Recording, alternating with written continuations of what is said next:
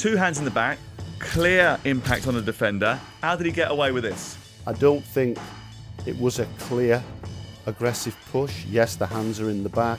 I think it's more of a nudge. James Trafford didn't have the best of afternoons. What people need to understand is that goalkeepers have the same restrictions as outfield players when they are outside the penalty area. Because there's a collision, it doesn't always mean that there's a foul. But for me, I just don't see an offence there. I mean, this isn't a foul, Chris, is it? Come on, you can't be ruling goals out for things like this, surely. There was contact by Collins on the goalkeeper. It's minimal. It was very, very generous. I mean, I don't like using the words it was soft, but it was soft.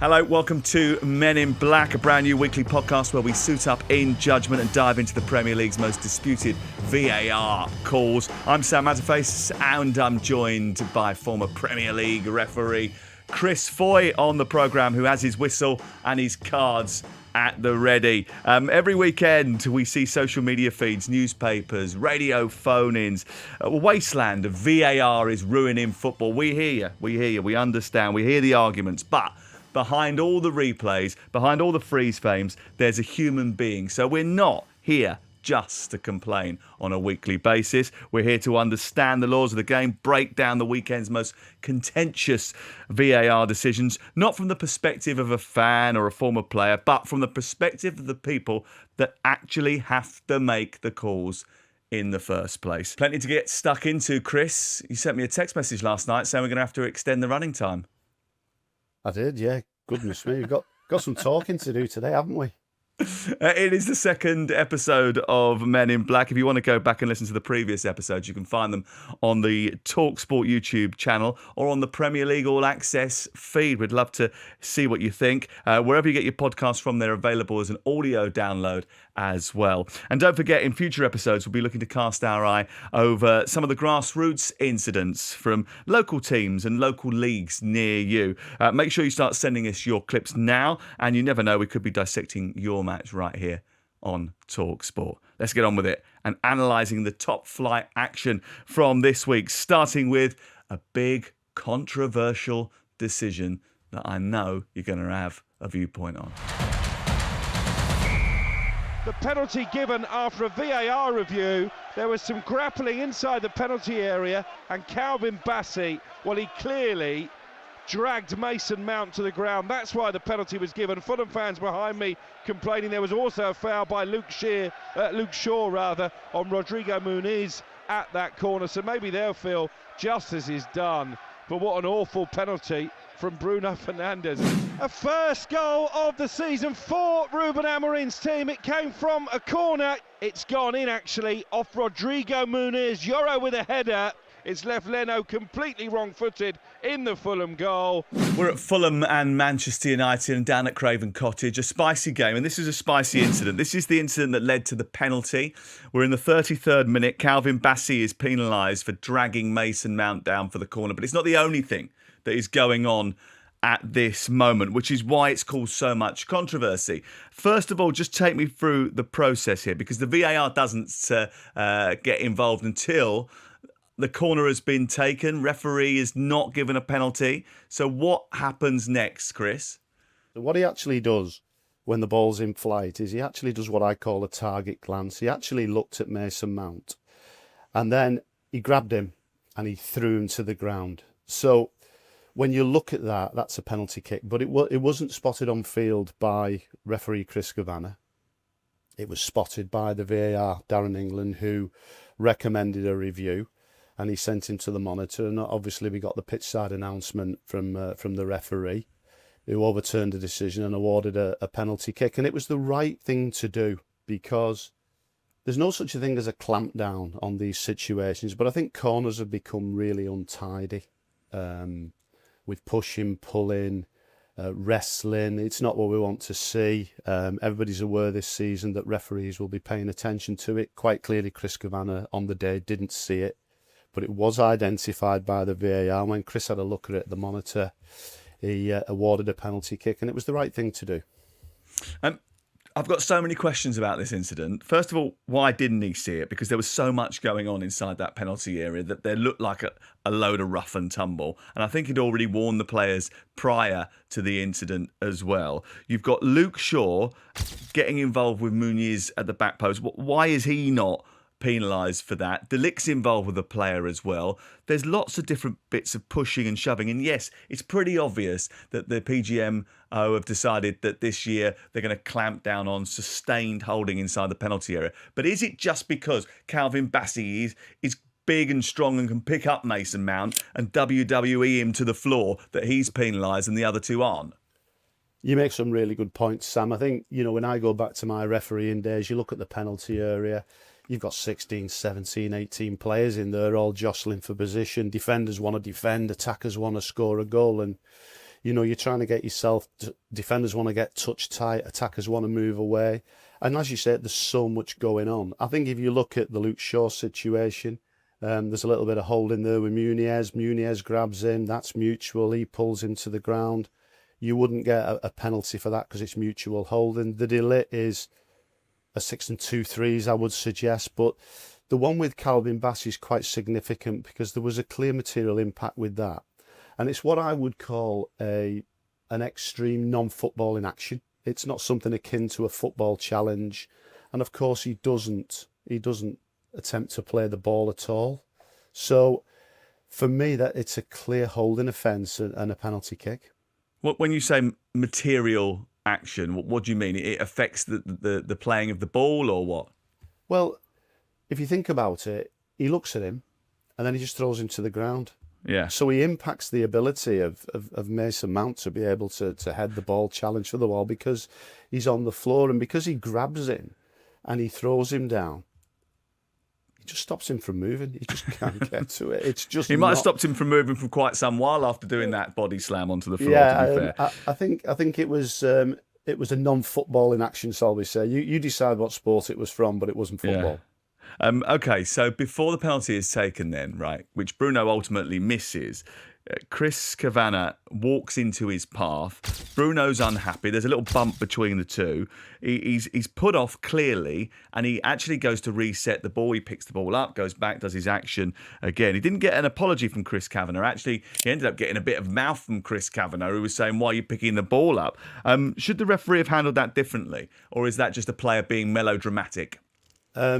Well, what you do, the process for a penalty kick is when you've given it, you've got to ensure that all the players are outside the penalty area.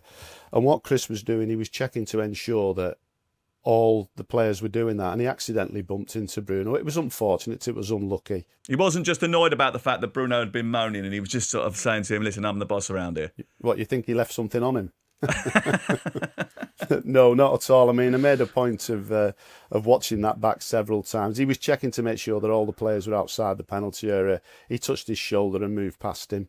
Goodness me, I think people are making a lot about this. I don't think it was too much, to be fair. You've never ever gone chest to chest with a player like that, no, Chris? No. Because it's not a usual incident, is it? It's not something that you see very often, so you can understand why people are picking up on it. And because of all the social media sort of attention that we get now, every minute little moment is analysed, and it was an odd exchange between referee and player. In the same game, we also had Manchester United's opener allowed to stand despite a clear push in the back of Calvin Bassey. Now, it's a clear push. We saw it straight away, and it left Marco Silva absolutely furious. The referee just can go there if the VAR say that is a foul or something that looks like a foul. Is by the protocol, the referee should be called, like they call the referee. And it took a long time to see it, but they called the referee in the first. In the penalty, they decided to don't call the referee in the second, probably for them. And I don't know who was in the VAR really, and I don't want to go in that direction to individualize the situation. Probably he saw something that everybody around the world saw in a different way. 2 hands in the back, clear impact on the defender. How did he get away with this? Yes, there was 2 hands in his lower back. I think there was a nudge. I think that this season we've seen a raising of the bar in relation to physicality. And Calvin, I think if you're pushed in the back, you're generally going to fall forward. He didn't. He actually dropped to his haunches. Now, what I would say is the referee, Chris Cabana, in this situation was really close to this. He was aware that, all afternoon there was jostling in the penalty area, what have you. He had a clear, unobstructed view, and he'd seen that.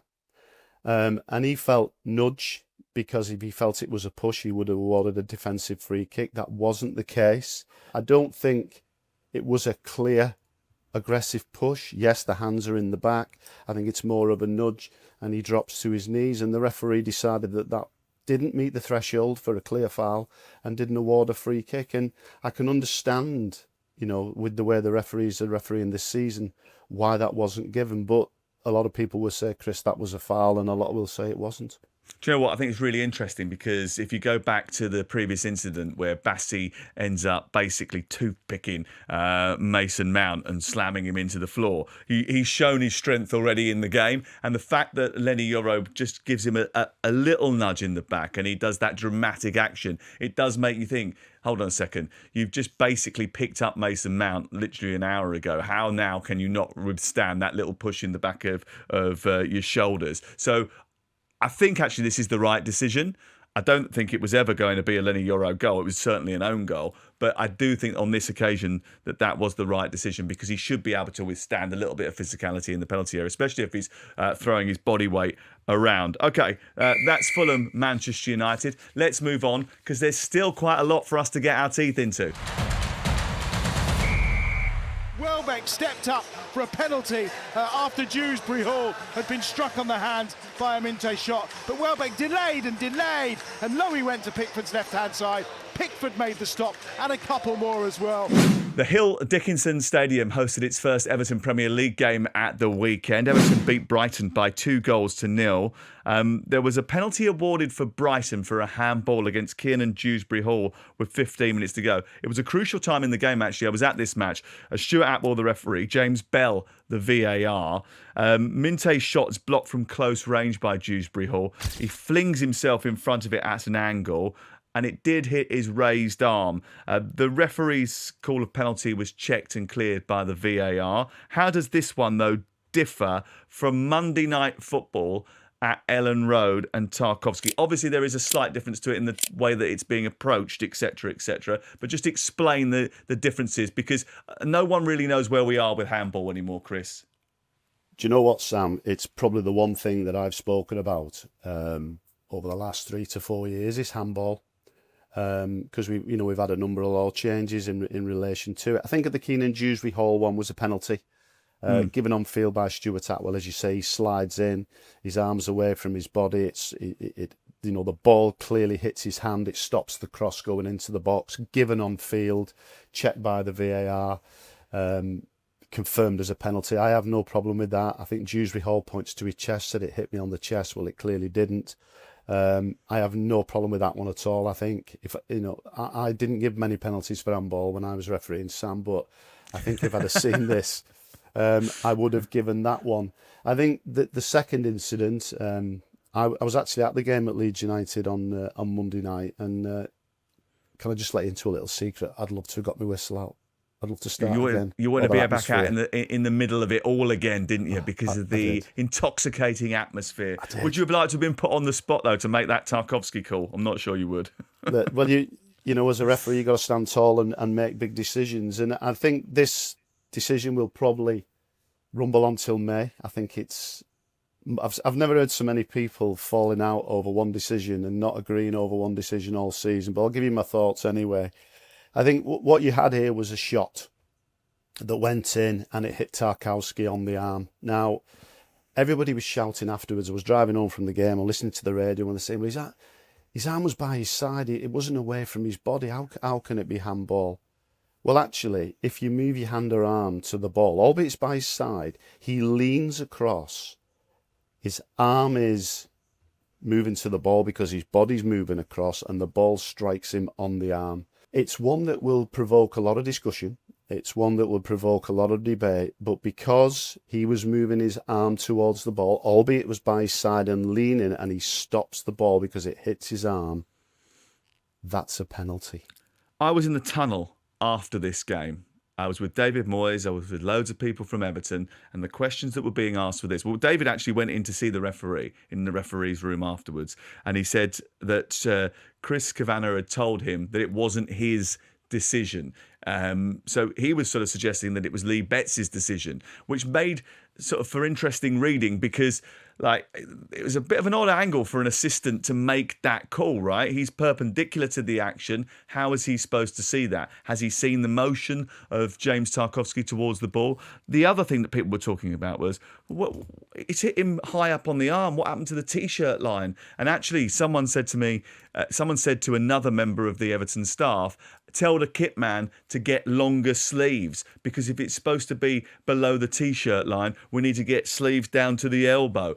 Can you understand why people are confused? Because there's a lot of terminology and a lot of discussion around handball where people don't really understand where the demarcation points are. Yeah, I think there was a lot of confusion with this one. If you've got your copy of the laws of the game book, Sam, if not, I'll send you a copy. And there's actually a diagram of Tintin in there. I've got the app actually. Have you got the app? It's available. Yeah, check you out. Get it on your phone and carry it with me everywhere. Yeah, I bet you do. I'll get a life one day, Chris. Don't worry. We all love our football, don't we? When I looked at this, I think what it was as well, because when it was given, we don't see many penalties in sort of for handball in this situation. I can't recall too many. I was comfortable with it because of the lean to the side and because it struck the arm and it was a clear shot. And don't forget, Tarkowski moves in the direction of the ball doesn't move in the direction of him. But he's not unjustifiably bigger, is he? That's the letter of the law. Does he make his body bigger than it should be? I don't think he does he? No, but what the law talks about is if you move your hand or arm towards the ball, and because he leans to the left and his arm's by his side, he stops the ball from going past him because it strikes him on the arm. He finds the ball doesn't find him. Well, it's a controversial one, and whatever way you lean, I'm sure you've got your own view. Let's move on. Here's Kudus trying to take on James Trafford, who comes out, collides with Kudus. Another long ball over the top caused them issues. Was there a handball as Trafford came out of his penalty area as well as the ball came up? Also, Trafford has cleaned Kudus out with his knee and possibly caught it with his arm. It's difficult for Trafford when he comes out in that situation. I don't think he goes in, as in continues his momentum into the player. He holds his position but brings himself higher. I think that makes the difference, and then he gets the touch. Couple of other big decisions to rattle through. Manchester City 0, Tottenham 2. James Trafford didn't have the best of afternoons at the Etihad on Saturday lunchtime. The referee, Peter Banks, the VAR, Andy Madley. The VAR must have looked at this, but there was also another incident going on just beforehand with Pedro Porro on the edge of the penalty area. And I wondered at the time whether there was just so much going on here that there was too much to unpick. Take me through it. First of all, what did you make of it? Was it a foul by James Trafford? I was very comfortable with this, Sam. And I think what people need to understand is that goalkeepers have the same restrictions as outfield players when they are outside the penalty area. Now, the ball clearly strikes Trafford on the arm. His arm is by his side. He's not made himself unnaturally bigger. He doesn't move his arm to the ball and the ball hits him. And then, of course, you've got the collision. Now, I've had the benefit of looking at this quite a lot of times. And what I think the intention of James Trafford was, he was going to kick the ball and realised if he had made a kicking motion, he would have been in serious trouble. He actually pulls back his legs so he doesn't kick Kudus. We know that the ball strikes him, and everybody's shouting, it's handball outside the area, you've got to be sent off. Well, that's not the case, as I said, because of the restrictions. And because he's not made himself bigger, because his arms aren't in a natural position, the ball hits him, and inevitably there is a collision. Because James Trafford can't move. Now, people will disagree with what I've got to say on this, but because there's a collision, it doesn't always mean that there's a foul. Well, there's two things here. I mean, is it always a red card when a goalkeeper handles outside the penalty area? You're saying it was an accidental handball, so therefore it wasn't even a foul. But if it had have been deemed as a handball, does he have to be sent off? Not on every occasion, no, because you could take a throw-in that could be by the corner flag and a goalkeeper could handle the ball and it could be wet conditions and come sliding out of his penalty area. It's a handball offence, but it's not a red card. So when is it a red card? If it's a denial of a goal-scoring opportunity? That's right, a clear denial of a goal-scoring opportunity, which we talked about last week, didn't we, in the Liverpool-Bournemouth game when we saw the flick of a hand, the deliberate handball, which should have resulted in a red and didn't. Okay. So you just think it was a coming together, but lots of people will look at the pictures and the images and see James Trafford's knee up high. Now, obviously, they're both coming towards one another, trying to fight for the ball. But James Trafford's gone in very high with his knee. And if an outfield player does that on another outfield player, most of the time a foul is given against them. Yeah, I mean, what we've got to understand in football and refereeing terms, that no two incidents are ever the same. If I felt that it was a red card, I would say that. There was a coming together and a collision, and I understand that. But for me, I just don't see an offence there. He's letting things go today, isn't he? Oh, Chris, it's a high threshold today. Let's see if we can test you and test your patience, because we're going to take you to the G-Tech Community Stadium next. Long throw! By Mikel Damsgaard! Oh, he's not ruled it out. Oh, if that's a foul on the goal, it's been disallowed for a foul on the goalkeeper. How protected a species are they? Honestly, this is. If he gets away with this, Martinez, this is unbelievable acting. It's been a long throw. He comes out to try and punch it, flaps at it as it drops to Damsgaard, 12 yards out. Technique is beautiful. Hits it on the volley, barring in, and everyone's going wild. And now VAR are checking, but I guarantee you this keeper will get away with it. Brentford 1, Aston Villa 0. Mikel Damsgaard thumping the ball into the net off the underside of the bar. Terrific finish by him. He runs away in celebration, only for the referee, Tony Harrington, to blow his whistle on the stroke of half-time and suggest that there was a foul on Emiliano Martinez by Nathan Collins. I mean, this isn't a foul, Chris, is it? Come on, you can't be ruling goals out for things like this, surely. I'm going to agree with you, Sam. There's no such a thing as a soft foul, but this really was soft, wasn't it? I think it was really, really generous. Given on field, I don't think it met. We've talked about the threshold, haven't we, this season? I don't think this met the threshold for a foul. I think, yeah, there was contact by Collins on the goalkeeper. It's minimal. It was very, very generous. I mean, I don't like using the words it was soft, but it was soft. OK, so Timothy Wood could have intervened here and said, hold on, Tony, there's an issue with that call. I don't think that should meet the threshold for a foul. I don't think it was a foul, or, you know, it was very soft. I know you don't want to say that. For Tim Wood to intervene, the VAR, what he's got to do is he's got to say, is it a clear and obvious error? Well, it's not a clear and obvious error because there is contact. Does that contact constitute a foul? I don't think it does, but he's not going to intervene because that's not what VAR is about.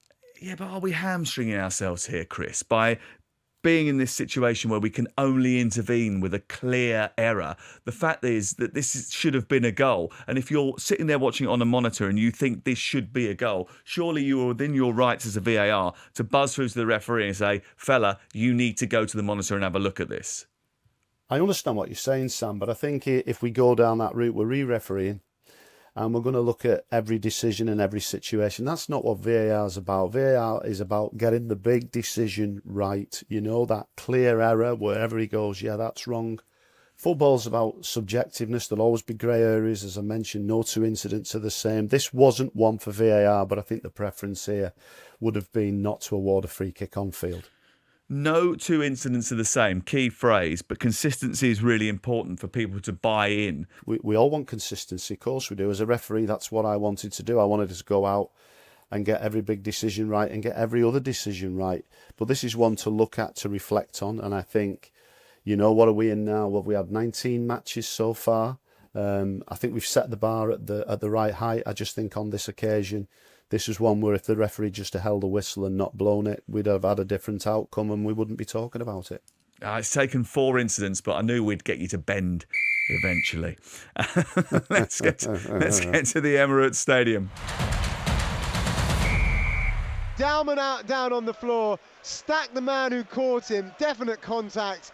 Gillett eventually pointed to the spot. We are just waiting. It must be being checked by VAR. Gillett with his finger to his ear, but no, he points to the spot. He's obviously received the message that there is no reason for the goal, or for the penalty, I should say, to not be awarded. Up steps Gyökeres and slams it into the bottom left-hand corner.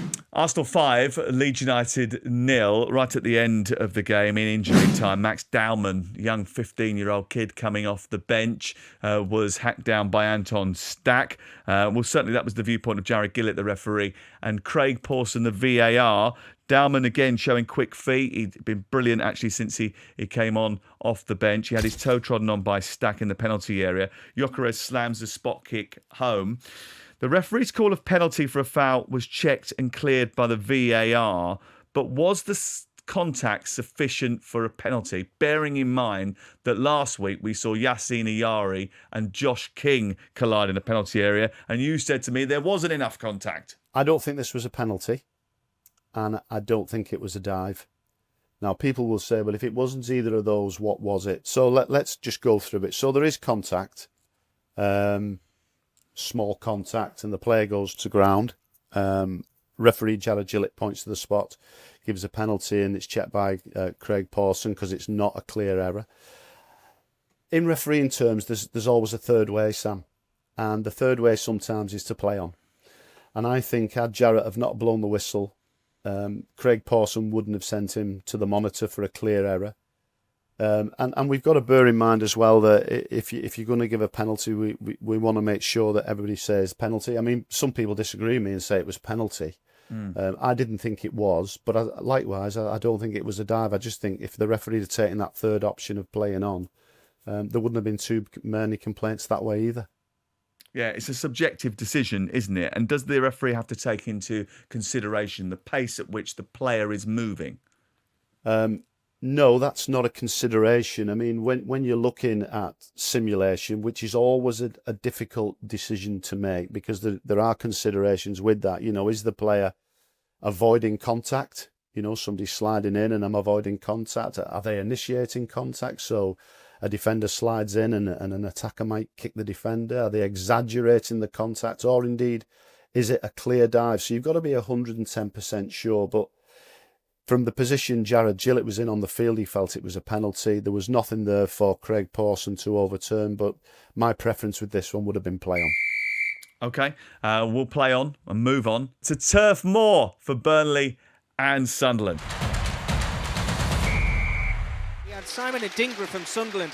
He slapped one of the Burnley players in the face. He was given a yellow card, could have easily been a red card, so it's all happening here at Turf Moor, but it's still Burnley 0, Sunderland 0. Well, if anything, the VAR was too quick, which is quite a complaint, isn't it? We all love a little bit of handbags, don't we? And this certainly falls into that category. Hannibal Mejbri looked to take a throw-in. Simon Adingra went over, pushed his left hand across the side of his opponent's face. There was all sorts of pushing and shoving. Hannibal went down as if he'd been sniped from the top of the stands. Yellow card was given. No violent conduct, according to the referee and the VAR. I mean, there was a time when I thought that all contact above the neck was a red card. Is that not the case? It has to be violent conduct, does it? Yeah, you're right, Sam. I mean, years ago, any contact with the head and you would have got a red card. I can remember somebody once getting prodded in the cheek and it was red. Was that your decision, was it? No, it was, goodness me, Sam. When I gave a penalty, there was cordon tape out and I gave one. Gee whiz. But what we talk about in these situations is when contact with the head is negligible. You know, an act of violent conduct, is it negligible? In this situation, it was a petulant flick.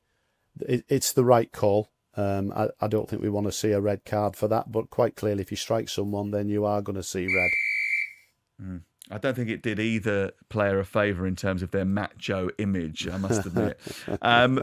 Chris, thank you very much. Appreciate you going through all those incidents. I know you've had to do a lot of work today because it was quite a busy weekend for the VAR. Still want to get your whistle and your cards back out? No, not now. My legs have gone this weekend. I'm tired. Okay, well, we'll have you back next weekend once you've had a big old rest and you've gone through another slew of incidents. That was Men in Black for this week. Remember, you can get in touch on the email address, which is at the bottom of the screen. We want to see your grassroots clips. Have you got any referees making belters of decisions? Have you got any mistakes you want analysed? Have you got any controversial decisions that you want us to look at? We'll do that later on in the series. Remember, you can get this podcast, Men in Black, on the Premier League All Access feed, wherever you get your podcasts from. Tell all your friends about Men in Black and make sure you like, rate and review our podcast and subscribe for next week. That's it from us. We'll be back next Monday to review another weekend of controversial incidents in the wonderful Premier League.